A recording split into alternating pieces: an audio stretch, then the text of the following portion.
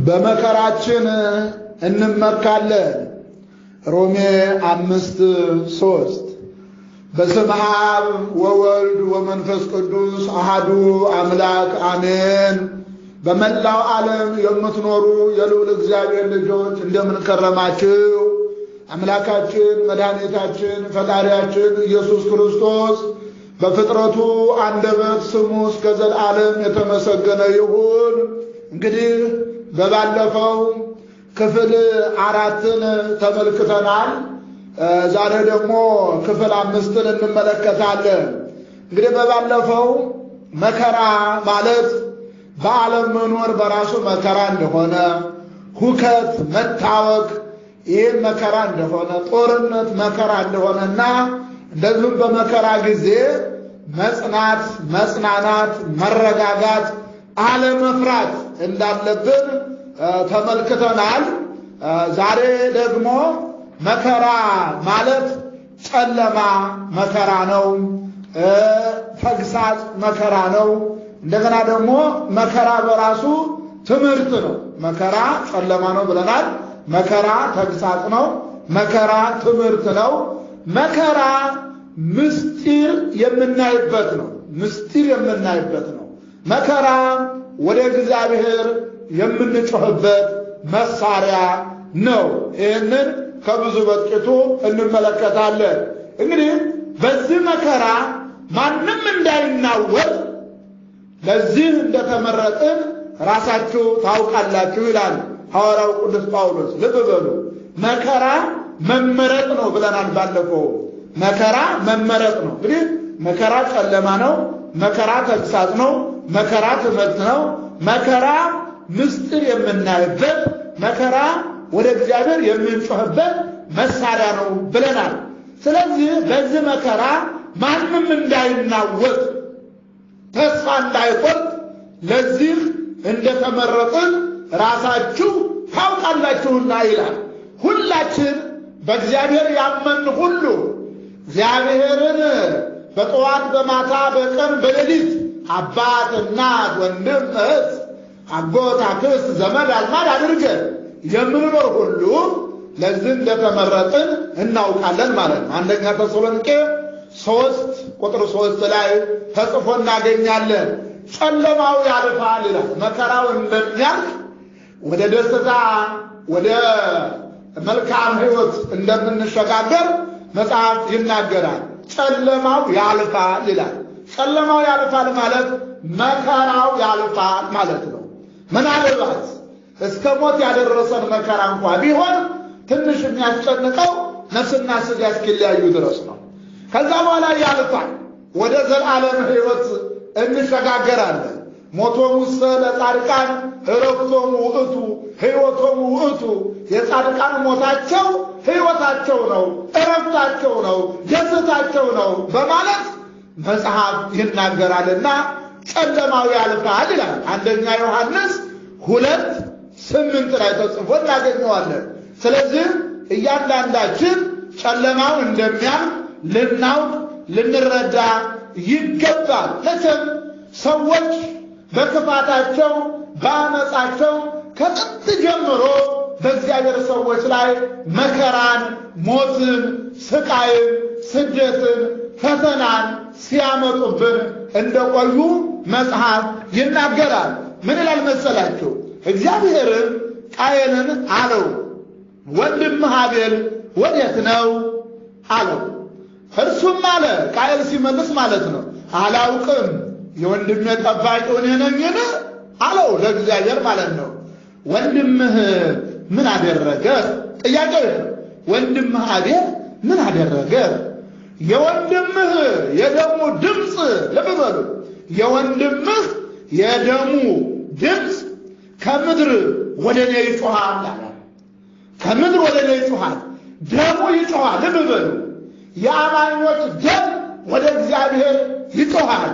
ደማቸው ይጮሃል፣ እንባቸው ይጮሃል፣ እምነታቸው ይጮሃል፣ ትዕግስታቸው ይጮሃል፣ አጠቃላይ ማተባቸው ይጮሃል፣ የተጠመቁት ጥምቀት ይጮሃል፣ የተቀበሉት ሥጋና ደም ይጮሃል፣ የተቀቡት ቅብአ ቅዱስ ይጮሃል። የለበሱት መስቀለኛ ልብስ በአጠቃላይ ለሃይማኖት ያደረጉት ምልክት ሁሉ ይጮሃል ወደ እግዚአብሔር። ይሄ ሁሉ ምስክር ነው።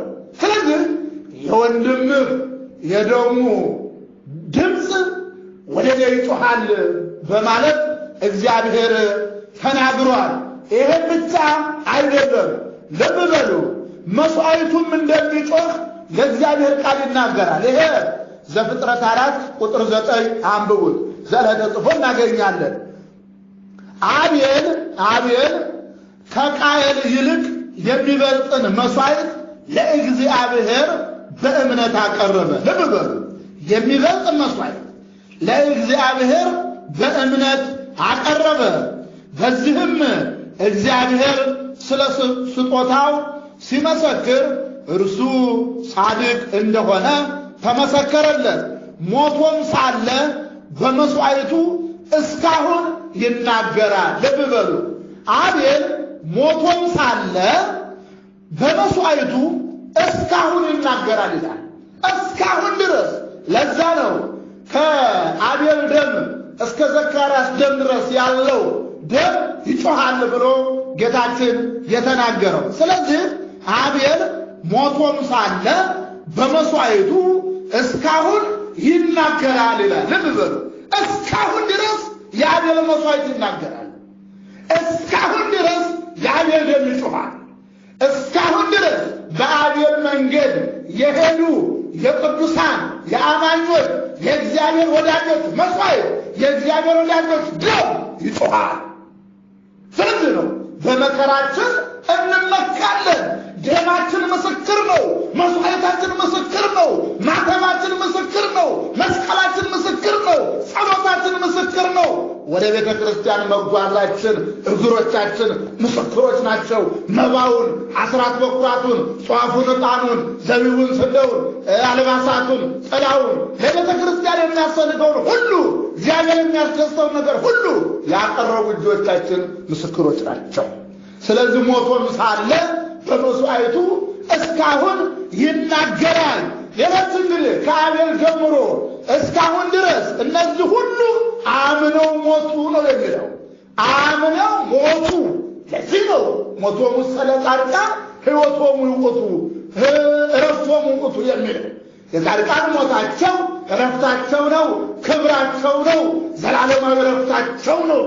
ክቡር ሞቱ ለጻድቅ በቅድመ እግዚአብሔር፣ በእግዚአብሔር ፊት የጻድቅ ሰው ሞት የአማኝ ሰው ሞት ክቡር ነው ይላል። ስለዚህ ልብ በሉ፣ ሁሉም አምነው ሞቱ። አምነን መሞታችንን ማረጋገጥ አለብን። የኛ ኃላፊነት ይሄ ነው። አምነን መሞታችንን ካረጋገጥን ሌላው ችግር የለም። ነገር ግን ክደን በክደት እንዳንሞት፣ በመጥፎ ሥራ እንዳንሞት ይሄን ራሳችን መጠበቅ አለብን። ብዙዎቹ እየካዱ ነው። መሞታቸው ላይቀር እየካዱ በክህደትም እየሞቱ ይገኛሉ። በነፍሱ አስቀድሞ የሞተ ሰው በስጋውም ዕድሜ የለውም። ይሄን አጥሩ። ስለዚህ እኛ አምነን የምንሞት ሰማዕትነት ተቀብለን የምንሞት በመከራችን እንመካለን ያለው ለዚህ ነው ሐዋርያው ቅዱስ ጳውሎስ። ይሄ ብቻ አይደለም። ዕብራውያን ምዕራፍ 11 ላይ ነው ይሄ ታሪክ ያለው። ይሄን ዕብራውያን ምዕራፍ 11 ሁላችሁም በየቤታችሁ አንብቡት። የእግዚአብሔር ቃል ነውና ማለት ነው። እያንዳንዱ ሰው በእምነት ከሞተ ምንም ችግር የለውም። ሙሴ ካደገ በኋላ የፈርዖን የልጅ ልጅ እንዳይባል በእምነት እምቢ አለ። ልብ በሉ፣ በእምነት እምቢ አለ። ከግብፅም ብዙ ገንዘብ ይልቅ ስለ ክርስቶስ መነቀፍ እጅግ የሚበልጥ ባለጠግነት እንደሚሆን አስቧልና ለጊዜው በኃጢአት ከሚገኝ ደስታ ይልቅ ከእግዚአብሔር ሕዝብ ጋር መከራ መቀበልን መረጠ። ብድራቱን ትኩር ብሎ ተመልክቷልና። አስተው ብድራቱን ትኩር ብሎ ተመልክቷልና በኃጢአት ከሚገኝ ስልጣን፣ በኃጢአት ከሚገኝ ገንዘብ፣ በኃጢአት ከሚገኝ ክብር ይልቅ ከእግዚአብሔር ሰው ጋር መከራ መቀበል፣ ስለ ክርስቶስ፣ ስለ እምነቱ፣ ስለ መልካም ነገር መከራ መቀበልን መረጠ። ስለዚህ መከራ መቀበል መመረጥ ነው፣ መምረጥም ነው። ይሄ ምንም ችግር የለውም። ስለዚህ እያንዳንዳችሁ በርቱ። እንግዲህ ሐዋርያው ቅዱስ ጳውሎስ አሁንም ሲናገር እንግዲህ ምን እንላለን አለ። ስለ ነቢያት እንዳንተርክ ጊዜ ያጥርብኛል። እነርሱ በእምነት መንግስታትን ድል ነሱ፣ ጽድቅንም አደረጉ፣ የተሰጠውን የተስፋ ቃል አገኙ፣ የአንበሶችን አፍ ዘጉ፣ የእሳትንም ኃይል አጠፉ፣ ከሰይፍ ስለት አመለጡ፣ ከድካማቸውም በረቱ፣ በጦርነት ኃይለኞች ሆኑ፣ የባዕድ ጭፍሮችን አባረሩ፣ ሴቶች ሙታናቸውን በትንሣኤ ተቀበሉ፣ ሌሎችም መዳንን ሳይቀበሉ የሚበልጠውን ትንሣኤ እንዲያገኙ እስከ ሞት ድረስ ተደበደቡ። ሌሎችም መዘበቻ በመሆንና በመገረፍ ከዚያም በላይ በእስራትና በወህኒ ተፈተኑ። በድንጋይ ተወግረው ሞቱ፣ ተፈተኑ፣ በመጋዝ ተሰነጠቁ፣ በሰይፍ ተገድለው ሞቱ። ሁሉን እያጡ መከራን እየተቀበሉ እየተጨነቁ የበግና የፍየል ሌጦ ለብሰው ዞሩ። ዓለም አልተገባቸውምና በምድረ በዳና በተራራ በዋሻና በምድር ጉድጓድ ተቅበዘበዙ። ከዚህ በኋላ ሰማዕትነትን በመቀበል የእግዚአብሔር ባለሟል ሆኑ ይላል። ዕብራውያን ምዕራፍ 11 ሙሉ በሙሉ ስታነቡት የምታገኙት የእግዚአብሔር ቃል ነው። ስለዚህ አይዟችሁ። እግዚአብሔር እንዲህ ይላል፣ ወላጆች እንደሌላቸው ልጆች አልተዋችሁም፣ ወደ እናንተ እመጣለሁ ይላል። ዮሐንስ 14 ቁጥር 18 ላይ እነሆ እኔ እስከ ዓለም ፍጻሜ ድረስ ሁልጊዜ ከእናንተ ጋር ነኝ ይላል። ማቴዎስ 28 ቁጥር 19 እስከ 20 ስታነቡት እነሆም እኔ በየግላችን ሲነግረን ማለት ነው። እነሆ እኔ ካንተ ጋር ነኝ፣ በምትሄድባትም መንገድ ሁሉ እጠብቅሃለሁ፣ ወደዚህችም ምድር እመልስሃለሁ፣ የነገርሁህን ሁሉ እስካደርግልህ ድረስ አልተውህምና ይላል ዘፍጥረት 28 15። ይህን በተመለከተ ያዕቆብ ምን አለ? ተነስተን ወደ ቤቴል እንውጣ፣ በዚያም በመከራዬ ጊዜ ለሰማኝ በሄዱበትም መንገድ ከኔ ጋር ለነበረው ለእግዚአብሔር መሠዊያን አደርጋለሁ አለ ያዕቆብ። ተመልከቱ፣ ያዕቆብ በስደቱ ጊዜ ብዙ መከራ ገጥሞታል። ነገር ግን በመከራው ጊዜ እግዚአብሔር እንዳልተለየው ስለተረዳ የእግዚአብሔርን አዳኝነት ስለቀመሰ እነሆ ለእግዚአብሔር መሠዊያን አደርጋለሁ አለ። ዘፍጥረት 35 ቁጥር 3 ላይ እንዲሁም ቅዱስ ኤፍሬም በስደት እንዳለ እግዚአብሔር እንደረዳው ከብዙ በጥቂቱ ሲናገር ምን አለ? የሁለተኛውንም ስም ኤፍሬም ብሎ ጠራው ይላል። ልጆች በስደት ዓለም ወልዶ ነበርና እንዲህ ሲል ጠራው። ምን ሲል? እግዚአብሔር በመከራዬ አገር አፈራኝ ሲል ኤፍሬም ብሎ ጠራው ይላል። ልብ በሉ፣ እግዚአብሔር በመከራዬ አገር አፈራኝ፣ አበዛኝ፣ አከበረኝ ሲል ኤፍሬም ብሎ ጠራው ይላል። ዘፍጥረት 41 ቁጥር 52 ላይ ተጽፎ የምናገኘው ኃይለ ቃል ነው።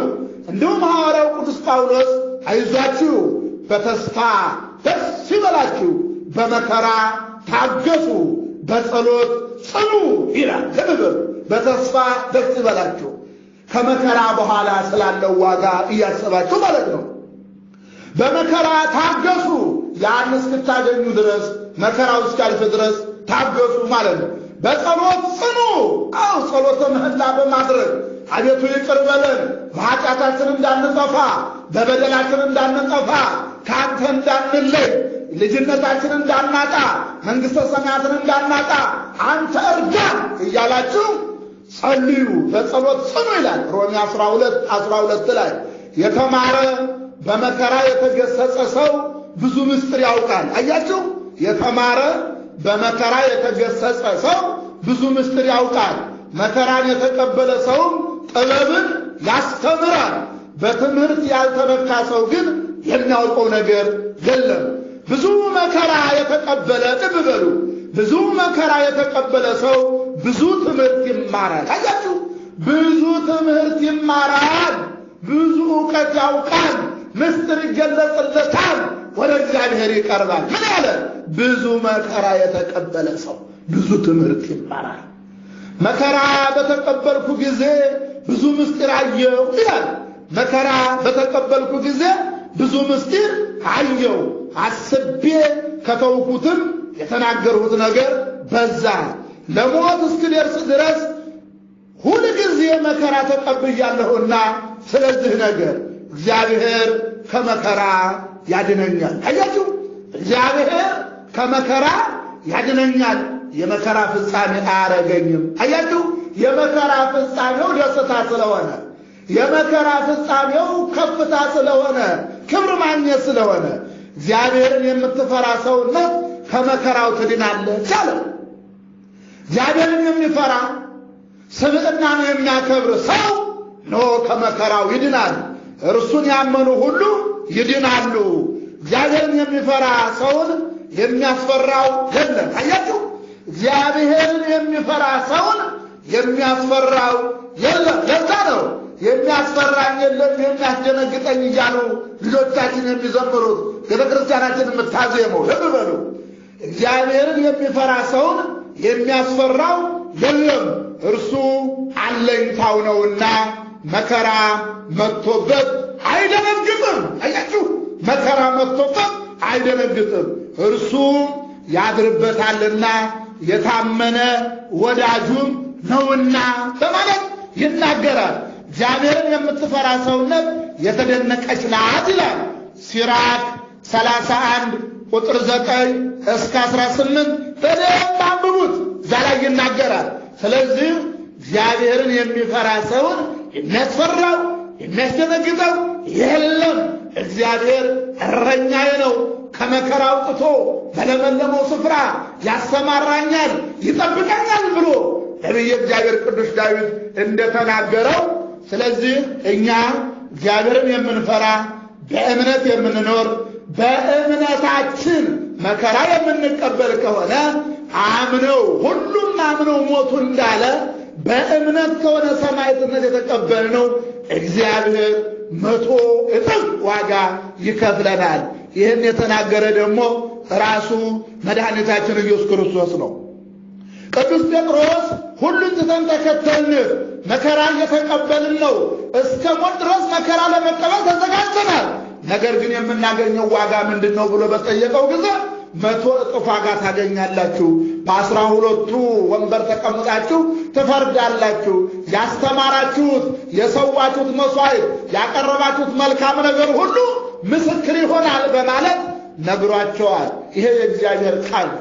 ስለዚህ እግዚአብሔርን ቃል በደንብ በውስጣችን ሰንቀን ይዘን ታጥቀን ወገባችን የታጠቀ ይሁን ማለት እንጨት ለመስበር ወይም ድንጋይ ለመሸከም ብቻ አይደለም። በሃይማኖት ለመጽናት ወገባችን የታጠቀ ይሁን ይላል። መፍራት፣ መርበድበድ፣ መልፈስፈስ የለም፣ መበርታት ያስፈልጋልና በርቱ፣ ጠንክሩ። እግዚአብሔር በእውነት ጨለማውን ያስወግዳል፣ ተግሳጹን ለምህረት ያረጋል፣ መከራውን ትምህርት ያረጋል፣ በመከራ ምስጢር ይገልጻል፣ በመከራ ጩኸታችንን ይቀበላልና ደማችን ይጮሃል፣ መስዋዕታችን ይጮሃል፣ መንገላታታችን ይጮሃልና በመከራችን እንመካለን ያለው ሐዋርያው ቅዱስ ጳውሎስ ለዚህ ነው። አሁንም ሁላችን በመከራችን እንመካለን፣ የእግዚአብሔር ልጆች ነን። በሰው ላይ በደል አናደርግም፣ በሀገር ላይ መጥፎ ታሪክ አናደርግም። በእግዚአብሔር እንመካለን፣ በመከራችን እንመካለን። እግዚአብሔር የደማችንን ጩኸት ይሰማል፣ የመስዋዕታችንን ዕጣን ይቀበላል። ሁሉንም በምህረት ስለሚጎበኝ የሞቱትን ስለሚምር በሰማዕትነት ያረፉትን ነፍሳቸውን ይማርልን፣ በየእስር ቤቱ ያሉትን ይጎብኝልን፣ የታመሙትንም ይፈውስልን። ሁላችንንም በምግባር በሃይማኖት ያጽናል። እስከ ዕለተ ሞት የታመንክ ሁን እንዳለ እስከ ዕለተ ሞታችን ድረስ የታመን እንድንሆን አምላካችን እግዚአብሔር ይርዳን። እንግዲህ ዛሬ ክፍል 5 ተመልክተናል። ክፍል 6 ይቀጥላል። በመከራችን እንመካለን። ሰላም ሁኑልኝ።